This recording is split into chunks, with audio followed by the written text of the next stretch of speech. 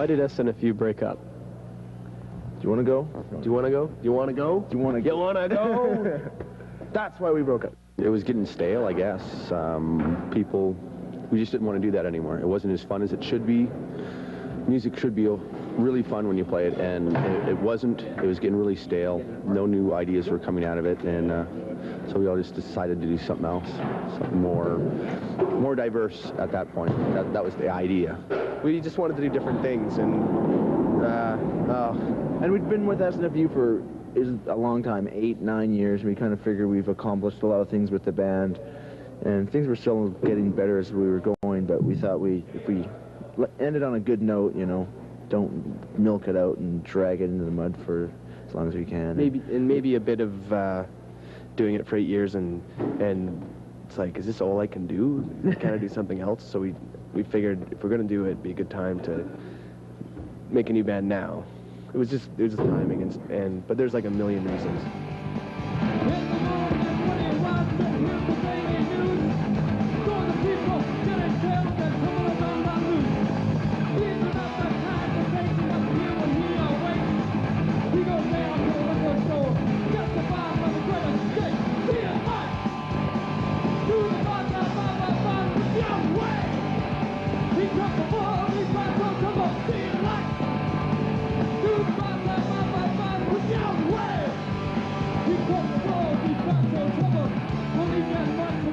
Now, why did SNFU get back together then? We just kept getting bothered, and people wanted to hear us play again. We're all involved in other projects, and people just kept harassing us. So when are you going to play? When are you going to play? You know, I hear this, you're going to play here, and you're going to play there, and nobody actually knew until like a month before we were going to do it. There's just a lot of hype.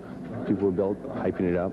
So just you can't keep a good thing down, I guess. I sort of pat myself on the back, but not really. When I was in Edmonton with Evil Twang, got together with Mark. We've always been friends, and we said, hey, geez, let's get back together.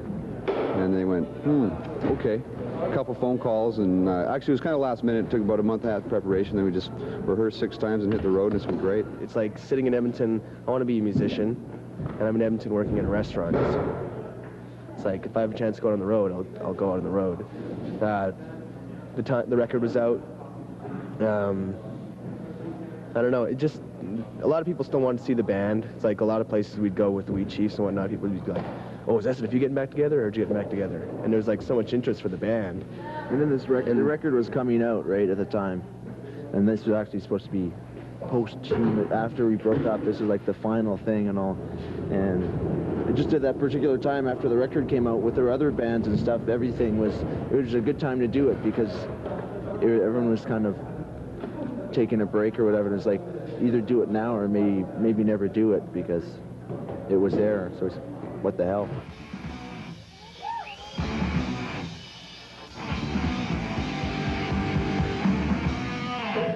The new record was coming out, last of the big time Suspenders, and there's active talent who was sort of poking around in Canada going what sort of offers they could get for SNFU, because they were interested in us playing again. They'd seen us before and really liked the show, the live energy and stuff like that.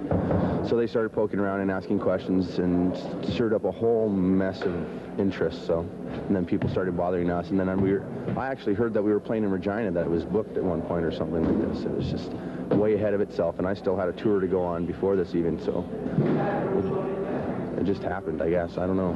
It's what? How many songs? There's seven live songs and a few more on the other side that are not live, and the live songs are from like the second last show that we played before we broke up, and a lot of those songs were the newer songs. We had no other recordings of them, and that was one of the main reasons to put it out for these, so people could hear these new songs. People were asking about them and stuff, and the studio stuff's mostly demo stuff.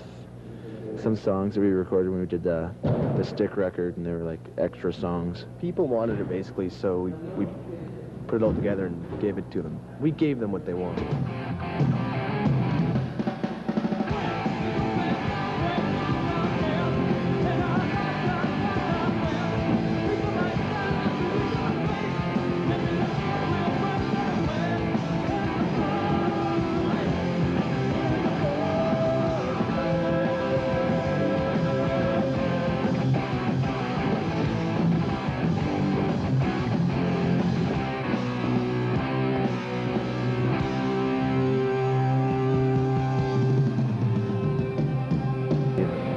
More than anything, we probably just needed a break, right? So Right. we broke up for 2 years. Because I mean, yeah, you obviously all And then we got back came together, together did a and- tour, and said, wow, this is pretty cool. When do we, let's stick it out again. We're at it. put up a new album, which is on Epitaph. Yeah. Which is why did you decide to go with them? He was, Being the- Brett from Epitaph was the only label that really approached us to do the record. It was either that or Cargo, and Epitaph's distribution and the bands on the label are very good. They're a really good label as far as independent labels go.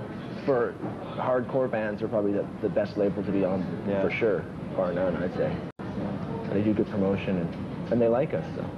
Well, that always helps.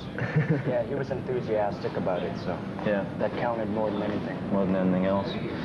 There's some, once again, if you listen to the past album, this album again, just small little slices of life, just little observations, but the way that it's all sort of put together. Now, you're mainly the man behind the pen and the lyrics.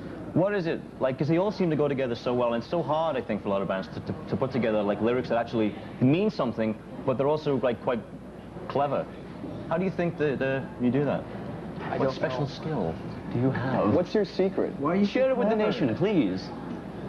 It's everything and nothing. Whoa. Well, that is kind of deep. No, so like, they are little slices of life. They were to me anyway. And do you walk around with a little pen going, oh, I'm gonna put a little note there.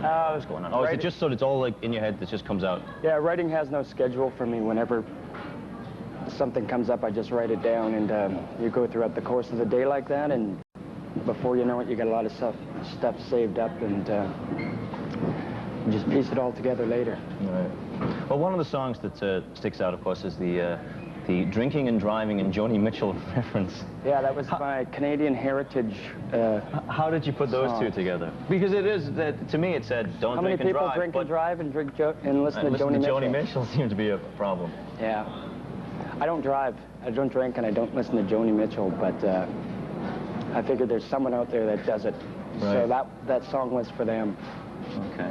Because the music does seem to appeal to everybody. If you ever go to to one of your shows, there's all kinds of different people there. There's Mohawk kids, and there's a couple of skinheads, and there's all different kinds of people. It's sort of like real broad. Yeah, it used to be very segregated, but now it's got a broader appeal. I think it's the whole alternative thing in general. It's just kind of more acceptable now. Yeah. So we get all kinds of people. We got a wide At our shows. age group because there's people that have been seen us for 10 years and they're still coming out to shows. Yeah, it's refreshing because we get the older people and we get young kids where it's new to them again, and that kind of revitalizes us as well because it's certainly not new to us anymore.